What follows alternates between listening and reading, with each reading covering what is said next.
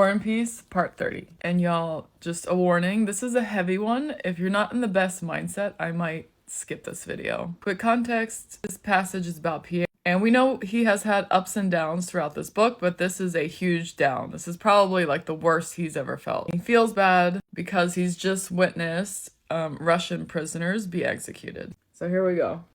From the moment when Pierre saw the fearful unaliving committed by men who did not want to do it, it seemed as though the spring in his soul, by which everything was held together and given the semblance of life, had been wrenched out, and all seemed to have collapsed into a heap of meaningless refuse.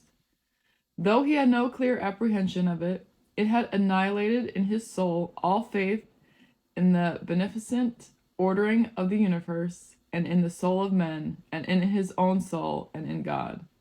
This state of mind Pierre had experienced before, but never with such intensity as now.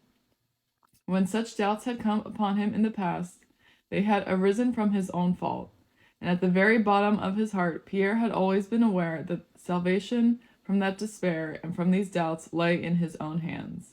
But now he felt that it was not his fault, that the world was collapsing before his eyes, and that nothing was left but meaningless ruins. He felt that to get back to faith in life was not in his power.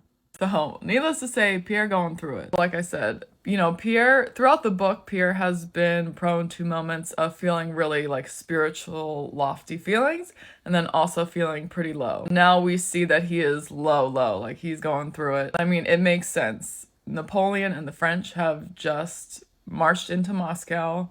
All the Russians have fled. Moscow is burning. Like, there are just fires everywhere. I mean, that alone, his whole life is turned upside down.